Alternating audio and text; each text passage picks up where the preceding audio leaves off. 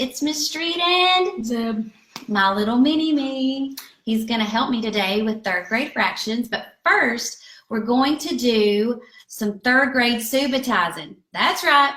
Third graders, you can be subitizing too up in here. So I'm going to play my music and we're going to look at some subitizing. Hold please for the next available representative. Okay. Here we go. We're going to play our song, okay? Here we go.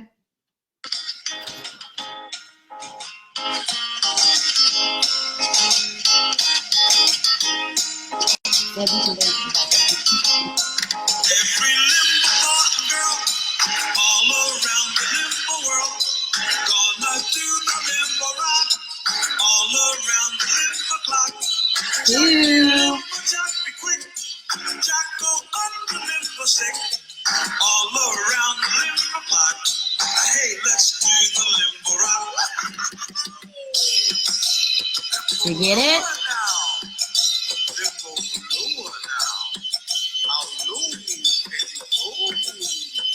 This is a comparison problem.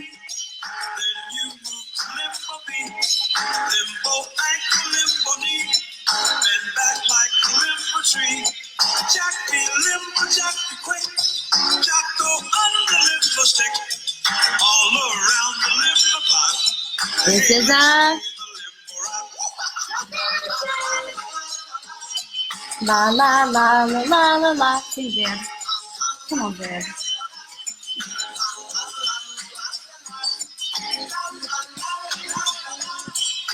I'm not sure what just happened. Okay.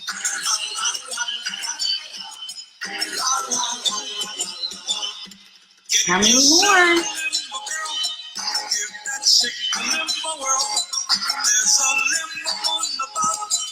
I mean. Okay. It wouldn't turn anymore, so we're just going to stop with that one, okay? So we're here to talk to you today about third grade fractions, that they are parts of a whole. And I want to read just one page out of the math curse book, because I think a lot of our third grade teachers can relate to this. So this book, I want to give you just a little bit of background. Did you ever wake up to one of those days where everything is a problem? It's happened to me. You have 10 things to do, but only 30 minutes until your bus leaves. You have 3 shirts and two pairs of pants. Can you make a good outfit with that? Then you start to wonder, why does everything have to be such a problem? Why do 2 apples always have to be added to 5 oranges? Why do 4 kids always have to divide 12 marbles? Why can't you just keep 10 cookies without taking some away? Why? Because you're a victim of the math curse. So, I want to read you this one page. So this sweet honey, she's having a really hard time with math. And so she finally gets to lunchtime, which is about right now. So this is perfect timing, okay? Sorry, Zeb. I'm coming over here. Here we go. Unfortunately for me, lunch is pizza and apple pie. Each pizza is cut into 8 equal slices. Each pie is cut into 6 equal slices. And do you know what that means? Fractions. If I want 2 slices of pizza, what should I ask the lunch lady for? 1/8, 2/8, or 2 slices of pizza? What is another way to say half of an apple pie? 2/6, 3/6, la moitié d'une étoile d'une poumous. I don't even know. I just totally went with that. Rolled off the tongue. Okay. Which tastes greater? Half a pizza or half an apple pie? So here's where teachers come in. You ready, guys? We haven't even studied fractions yet. So I take 12 carrot sticks, 3 at a time, and eat them 2 at a time each. She is so overwhelmed. She's just shoving some carrot sticks up in her mouth because she's so worried about it. Right, Zeb? Yep. So I'm going to show you some examples of what this looks like. And we're going to talk about hair bows because that's just the only place I know where to go. And can you think of something else besides hair bows? Fishing line? Fishing line? Let's do fishing line. Okay. Fishing line. I'm going to try to make this work. Okay. Fishing line. So Zeb is making, I'm going to make this up based off Renata's video yesterday with the nymphs and all this. What, don't you tie a nymph on fishing line? Yeah. On a fly. So I'm making this up. So guys, just go with it. So Zeb is making nymphs on the fly. Well, okay. On the fly rod. Yeah. Okay, whatever. Each nymph, it takes 1/4 a fishing line. I'm making this up. Does that sound legit? I have no idea. Okay, we're gonna go with it. So at the store, I'm gonna show you what Zeb bought. Okay, so I'm gonna show you a number line. Watch me do something weird. Ready? Did you see where I put 0? Do you know there's something that can come back here? A negative. Did you know that? I'm not going there today, but I'm just saying you need to be thinking about these things, okay? So 0, and then let's say there's 1. I'm not sure what just happened. Did something just happen?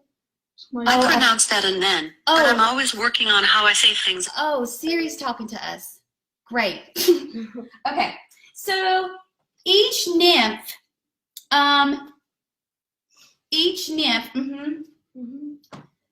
takes a 1/4 string of fishing line. Ready?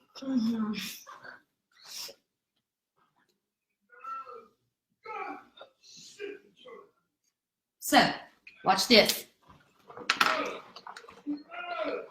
This okay? All right, so this is what Zeb bought at the fishing store.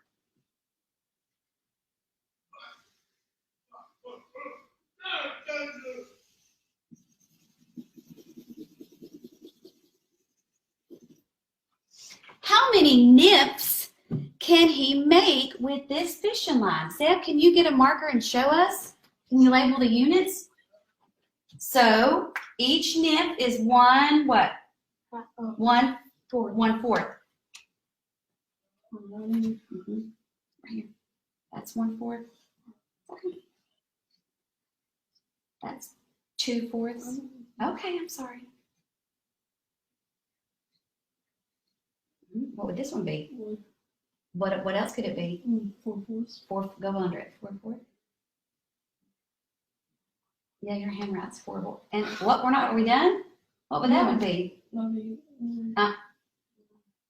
1/4. Or if we kept going, if that's 4/4, that could be 5/4. Have you ever heard of such? It's true. It's a true story.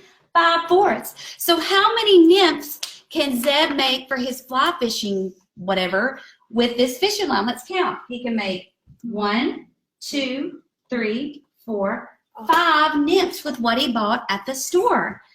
Very good, guys. Way to think differently. Now, the next situation we're going to do is about the Biltmore Gardens. Zeb loves to go to, well, we've been a few times. He likes to go. Okay, we rode horses there. I was scared, but we made it. Yeah, we made it. We did good. We're still here. Gonna ride that horse in the Biltmore Square. Just kidding. Okay. Did you like that? Okay. So next we're going to look at the Biltmore Garden. And we're going to look at some flowers that Zeb saw at the Biltmore Garden. This, boys and girls, is a number line to help. The next thing we're going to use for 3rd grade math is an array model. You ready? And it's going to come back into this. Can you see it? No, you can't. But it's the repeated addition. Get ready. Let me get another marker. Okay. So, no, I want to use this. Okay.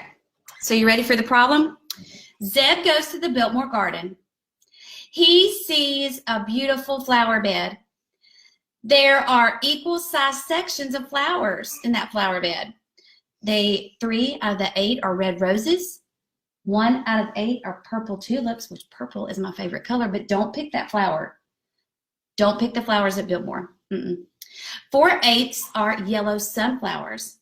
So how can we show this with an area model? So let's think about what is our whole.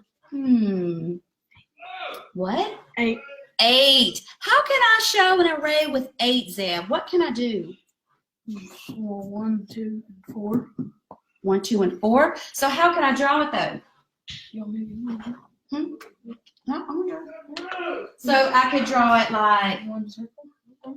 well, let me do like a rectangle. I want to do a rectangular array. So I could do this way, So that's one straight line. and then what if I did it like this? No, that works too.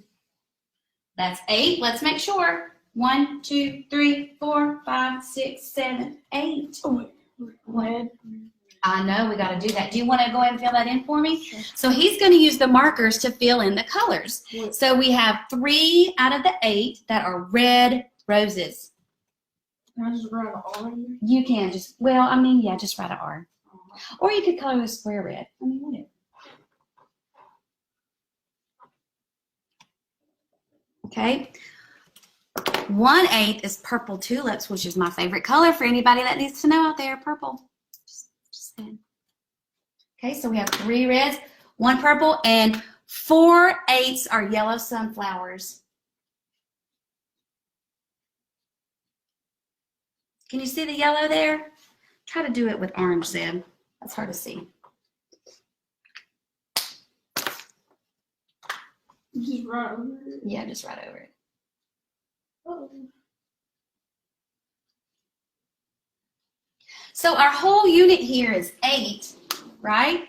We can ask lots of different questions with this, not just like easier questions would be, how many of the flowers are purple? Like we know that would be 1/8. But what if I asked, how many flowers are not purple? What would you have to do? You would have to add the sunflowers and the roses, but their equal unit is 8, 1/8, okay? So how many? 1, 2, 3, 4, 5, 6. 7/8 of the flowers are not purple. So I hope this helped you understand unit fractions, boys and girls.